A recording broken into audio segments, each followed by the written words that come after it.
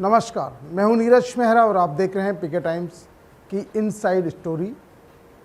कैसे सिस्टम की बेरहमी और ठेकेदारी प्रथा की क्रूरता ने एक और युवा की जान ले ली। मात्र 7-8 हज़ार रुपये की मामूली पगार पर 3.5 साल तक मरीजों की सेवा करने वाला, सांसें बचाने वाला एक 25 साल का दीपक हारवाल इस सिस्टम का शिकार हो गया। नौकरी से निकाले जाने के बाद शुक्रवार को दीपक ने जहर खाकर जान दे दी। उसकी मौत के बाद एसएमएस अस्पताल की इमरजेंसी में हंगामा खड़ा हो गया। कई घंटे तक बवाल मचा। पुलिस नर्सिंग कर्मियों की झड़प हो गई। सरकार की स्वास्थ्य व्यवस्था की पोल खोल कर रख दी। विरोध में कांग्रेस के प्रताप सिंह खाचरियावास, अभिमन्यु पूनिया और राष्ट्रीय लोकतांत्रिक पार्टी के हनुमान बेनीवाल भी पहुंचे। प्रशासन पर दबाव भी बनाया। आखिरकार प्रशासन को झुकना पड़ा और एक संविदा पर नौकरी और अन्य मांगों पर सहमति बनी। पेश है एक रिपोर्ट। हाल ही में सवाई मानसिंह मेडिकल कॉलेज से जुड़े अस्पतालों में संविदा पर कार्यरत कई नर्सिंग कर्मियों को हटा दिया गया।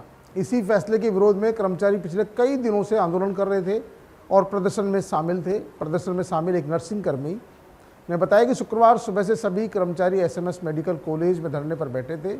सुबह करीब 11:30 बजे दीपक वहां से उठकर अपने कमरे पर चला गया। बाद में उसके दोस्तों ने जब उससे संपर्क करने की कोशिश की तो कोई जवाब नहीं मिला। कमरे का दरवाज़ा नहीं खुलने पर साथियों ने दरवाज़ा तोड़ा। देखा तो अंदर दीपक बेसुध पड़ा था। तुरंत लेकर एसएमएस अस्पताल पहुंचे। यहां इलाज के दौरान उसकी मौत हो गई। दीपक की मौत की खबर फैलते ही नर्सिंग कर्मियों का गुस्सा फूट पड़ा और बड़ी संख्या में जो पहले से ही एसएमएस के बाहर धरना प्रदर्शन कर रहे थे, नर्सिंग कर्मियों ने हंगामा खड़ा कर दिया। प्रदर्शनकारियों ने अस्पताल परिसर में नारेबाजी की और इमरजेंसी के अंदर तक पहुंच गए। हालात ऐसे बने कि इमरजेंसी का गेट कुछ समय के लिए बंद करना पड़ा। करीब आधे घंटे तक अस्पताल की इमरजेंसी सेवाएं प्रभावित रही। पुलिस और प्रशासनिक अधिकारियों ने मौके पर पहुंचकर कर्मचारियों को समझाने की कोशिश की। काफ़ी मशक्क़त के बाद प्रदर्शनकारियों को बाहर निकाला गया। इमरजेंसी सेवाएं वापस शुरू की गई। हालांकि विवाद यहीं खत्म नहीं हुआ। जब प्रशासन ने सबको पोस्टमार्टम के लिए मोर्चरी भेजने की तैयारी की तो वहां कर्मचारियों ने इसका विरोध किया। प्रदर्शनकारियों का कहना था कि जब तक उनकी मांगों का ठोस आश्वासन नहीं मिलता है तब तक वे शव को शिफ्ट नहीं होने देंगे। घटना की जानकारी मिलते ही पूर्व मंत्री प्रताप सिंह खाचरियावास, अभिमन्यु पूनिया, विधायक रफीक खान सहित कई नेता पहुंचे। प्रदर्शन किया, चले गए। इसी बीच राष्ट्रीय लोकतांत्रिक पार्टी के सुप्रीमो हनुमान बेनीवाल को भी जानकारी मिली तो वो भी अपने समर्थकों के साथ अस्पताल पहुंच गए। बस हनुमान बेनीवाल की एंट्री हुई और अब जो प्रदर्शनकारी थे उनकी दम दुगना हो गया, ताकत दुगनी हो गई। हालांकि कांग्रेस नेता भी उनके साथ धरने पर बैठ गए, हनुमान बेनीवाल भी धरने पर बैठ गए और तमाम लोगों ने उनके परिजनों से और जो नर्सिंग कर्मी थे उनसे बातचीत की। बातचीत के बाद एक मसौदा तैयार किया गया कि भाई मांगे क्या क्या है और मांगे, और उन मांगों को लेकर सरकार पर सीधा कलेक्टर को कहा गया कि भाई जो मृतक कर्मचारी है उसके परिवार को नौकरी, 50 लाख का मुआवजा और तमाम बातें रख दी गई। लेकिन और साफ कह दिया कि जब तक डेड बॉडी नहीं लेंगे, जब तक धरने से भी नहीं उठेंगे, जब तक आप मांगे नहीं मान लेंगे। लेकिन बताया जाता है कि वहाँ पर प्रशासन ने ज़्यादा तवज्जो नहीं दी। हनुमान बेनीवाल वहाँ धरने पर बैठ गए और हनुमान बेनीवाल ने कहा कि हम डेड बॉडी नहीं लेंगे। आप भी सुनो क्या कहा बेनीवाल ने। कर रहे हो तो क्यों ना आप संविदा कर्मियों को आप नियमित क्यों नहीं करो। पुरानी सरकारों के समय भी हुआ तो संविदा कर्मियों को नियमित करना चाहिए। कोविड के समय इन लोगों ने बहुत जबरदस्त तरीके से मदद करी थी लोगों की और अब इनको अपन निकाल दें, ये तो अन्याय। एक तरीके 1 करोड़ का मुआवजा और नौकरी 1 करोड़ का मुआवजा, परिजनों की जो भी डिमांड है जो देखते हैं। राष्ट्रीय लोकतांत्रिक पार्टी इस आंदोलन में परिजनों के साथ है। अगर जोर जबरदस्ती की गई तो राजस्थान को जाम कर देंगे। अब आपको बता दें कि दीपक को संविदा पर नौकरी कैसे मिली थी। दरअसल अस्पतालों में कुछ सालों से एक खेल चल रहा है। प्लेसमेंट एजेंसी के जरिए कॉलेजों से जो संबद्ध कॉलेज है वहाँ से नर्सिंग कर्मियों को, अन्य स्टाफ को और लिया जाता है। ये भी ऐसे ही संविदा पर लिया गया और यहाँ पर जो कार्यरत कर्मचारी होते हैं उनकी तनख्वाह 7-8 हज़ार रुपये। यानी कि आज अगर आप अपने घर पर कोई निर्माण कार्य चलाएंगे तो जो बेलदार की जो वहाँ तनख्वाह होती है लगभग 800 रुपये। एक जो मिस्त्री जो चिनाई का काम करता है उसको मिलते हैं 1000 रुपये।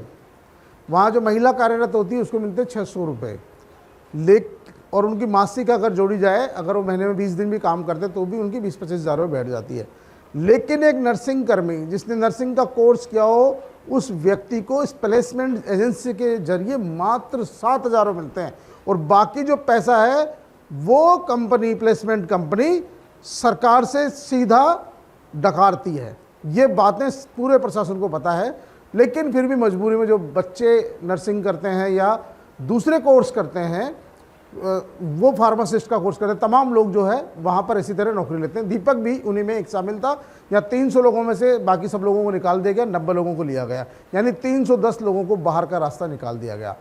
दीपक सांगनेरी गेट जो महिला चिकित्सालय उसके आईसीयू में कार्यरत था। आईसीयू का मतलब महत्वपूर्ण जिम्मेदारी निभा रहा था, और 3.5 साल का उनका बेटा है, 2 महीने की पत्नी गर्भवती है, 4 बहनें हैं, और पिताजी की मौत पहले ही हो गई। जैसे उसको नौकरी से निकालने की जानकारी मिली, वो बिल्कुल इस सदमे को झेल नहीं पाया। वो अपने नर्सिंग कर्मियों के साथ लगातार धरना प्रदर्शन भी कर रहा था, लेकिन धरना प्रदर्शन से कुछ नहीं होता।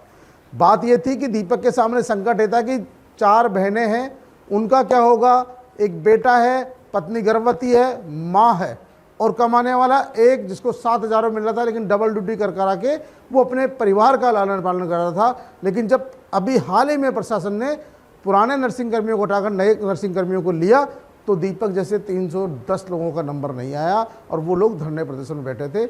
जब दीपक की मौत हुई तो उनकी जो बेटा 2.5 साल का, उनकी पत्नी, उनकी बहनें और उनके परिवार का रो रो कर बुरा हाल था। तमाम लोग हनुमान बेनीवाल के साथ, जो दूसरे कांग्रेस के नेता थे उनके साथ धरने पर बैठे थे। उनकी स्थिति देखकर हनुमान बेनीवाल और उनकी टीम ने तय किया कि जब तक न्याय नहीं मिलेगा हम धरने से नहीं उठेंगे। कांग्रेस के नेता आए, धरना प्रदर्शन किया, नारेबाजी की, भाषण दिए और चले गए, लेकिन हनुमान बेनीवाल वहीं टिक गए। और उसका फ़ायदा ये हुआ कि हनुमान बेनीवाल के आगे प्रशासन को कहीं न कहीं झुकना पड़ा, और हनुमान बेनीवाल के आगे उन्हें झुकना पड़ा। हालांकि इससे पहले जो पूर्व मुख्यमंत्री अशोक गहलोत है, उन्होंने भी ट्वीट किया था और कहा था कि इस मौत से सीधे तौर पर भाजपा की सरकार की असंवेदनशीलता नजर आती है। उन्होंने कहा कि अगर सरकार संविदा कर्मियों की पीड़ा समझती तो दीपक की जान जाने से बच सकती थी। वहीं पूर्व जो मंत्री थे खाचरियावास, जो जयपुर शहर के नेता भी है, इन्होंने सरकार की नीतियों की जमकर जो बुराई की और कहा कि परिवार को सड़क पर लाने का काम सरकार को भुगतना पड़ेगा। खाचरियावास ने निष्पक्ष जांच की मांग की, परिवार को 50 लाख का मुआवजा देने की मांग की, लेकिन ये सब लोग सरकारी नौकरी की मांग की, संविदा की मांग की, लेकिन ये लोग कुछ समय बाद चले गए। लेकिन आरएलपी सांसद का इसलिए बता रहा हूँ कि आरएलपी सांसद और उनके समर्थक वहाँ पर बैठे रहे। अमीन खान भी आए, रफ़ीक खान भी आए, वो भी धरना पे प्रदर्शन में बैठे और चले गए। इनकी जिला कलेक्टर संदेश नायक से बातचीत हुई, लेकिन परवान नहीं चढ़ी। लेकिन हनुमान बेनीवाल वहाँ से चिगे ही नहीं, बैठे ही रहे। और जो हनुमान बेनीवाल के लिए जाना जाता है कि भाई वो जब जहाँ बैठ जाते हैं अपना खूंटा रोप देते हैं, रोप ही देते हैं, उठते नहीं है। और उन्होंने किया भी है, उनके समर्थकों ने भी ये किया कि वो धरने पर बैठे नहीं, लास्ट तक डटे रहे। और उन्होंने प्रशासन को कह दिया कि भैया जब तक आप मांग नहीं मानोगे तब तक हम यहाँ से उठने वाले नहीं हैं। और आखिरकार आपको जानकर खुशी होगी कि हनुमान बेनीवाल के सामने जयपुर के एसएमएस प्रशासन को, जयपुर जिला प्रशासन को झुकना पड़ा है। बताया जा रहा है कि जो बातचीत हुई है प्रशासन और परिजनों के बीच में, उस बातचीत के बाद दीपक की पत्नी को एसएमएस में संविदा पर नौकरी देने की बात बनी है। हालांकि मुआवजे को लेकर अभी कोई निर्णय सरकार ने नहीं किया है, और लेकिन दीपक के बच्चों को पालनहार योजना के तहत सरकारी सहायता और अन्य सुविधाएं उपलब्ध कराई जाएगी। और आरएलपी ने, हनुमान बेनीवाल ने कहा है कि वो अपनी पार्टी की ओर से पीड़ित परिवार को 5 लाख रुपए की आर्थिक मदद करेंगे। इसके साथ ही क्योंकि उनके परिजन लगातार, दीपक के परिजन डेड बॉडी को ले जाना चाहते थे दाह संस्कार, क्योंकि अपने हिंदू धर्म में ज़्यादा डेड बॉडी को इंतजार नहीं कराया जाता है। आज दूसरा दिन था, इसलिए उनके दाह संस्कार करना चाहते थे, इसलिए वो लोगों ने रोका कि भाई इसको बॉडी को ले जाने दो। हनुमान बेनीवाल ने कहा कि सरकार जो ये मृतक परिवार है दीपक, इसके परिवार को आर्थिक सहायता भी दे, क्योंकि कांग्रेस और आरएलपी 50 लाख की मांग कर रही थी, लेकिन आरएलपी और कांग्रेस की मांग पर 50 लाख नहीं तो कहीं न कहीं ये बात टिक कर आएगी। और जो संविदा कर्मी की मृत्यु हुई है उसको और उसके परिवार को इसका लाभ जरूर मिलेगा। हनुमान बेनीवाल की जो प्रशासन से बातचीत हुई, उस बातचीत के आधार पर सरकार को, प्रशासन को हनुमान बेनीवाल के सामने झुकना पड़ा, लेकिन जो कांग्रेस के स्थानीय नेता थे, यदि वो भी धरने प्रदर्शन से नहीं उठते तो ये क्रेडिट सिर्फ हनुमान बेनीवाल को नहीं जाती। लेकिन जयपुर के नेता आए, थोड़ी देर भाषणबाजी की और चले गए, लेकिन आरएलपी के नेता हनुमान बेनीवाल आए और वहीं टिक कर बैठ गए। जब तक प्रशासन ने ये तमाम बातों की घोषणा नहीं की तब तक उठकर नहीं गए और अपनी पार्टी की तरफ से भी 5 लाख की आर्थिक रुपए की मदद करने की घोषणा कर दी। अब जो सरकार की तरफ से आर्थिक पैकेज दिया जाएगा वो अलग होगा, लेकिन कम से कम दीपक के धर्मपत्नी को एक संविदा पर नौकरी तो मिली जिससे अपने परिवार का गुजारा कर सकेगी। जाहिर सी बात है, इस पूरे घटनाक्रम से साफ हो गया कि सरकार जो संविदा पर जिन नर्सिंग कर्मियों को रखती है वो प्लेसमेंट कंपनियों के माध्यम से नहीं रखे, क्योंकि 6-7 हज़ार में आजकल पियोन भी नहीं मिलता है। ऐसी स्थिति में आप संविदा पर 6-7 हज़ार में एक नर्सिंग कर्मी को कैसे 8-8, 10-10 घंटे सेवाओं में लगा सकते हो? और फिर जब सरकार नियमित करने की बात आती है तो वहाँ जो खेल चलता है, खेल में वो लोग सक्सेस नहीं हो पाते और जो दूसरे लोग पैसा फेंकते हैं या दूसरी व्यवस्थाएं करते हैं वो सक्सेस हो जाते हैं, नौकरियां उनको मिल जाती है। तो या तो भर्तियों को नियमित करे, रेगुलर बेसिस पे करे, या उसका कोई नियम कायदा बनाए। नहीं तो इस तरह जो आप 6-7 हज़ार में प्लेसमेंट पे नौकरियां दोगे, युवाओं के भविष्य के साथ खिलवाड़ करोगे, तो लास्ट में वो युवा इसी तरह से जो है कहीं ना कहीं आत्महत्या का शिकार होगा।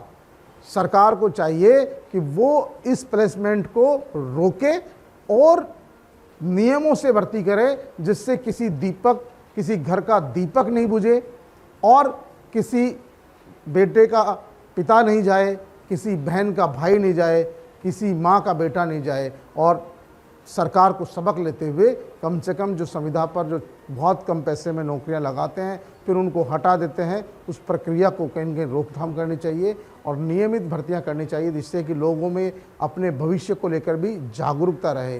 तो पीके टाइम्स की इनसाइड स्टोरी में आज के लिए इतना ही। ताज़ा तरीन खबरों के साथ देखते रहिए पीके टाइम्स।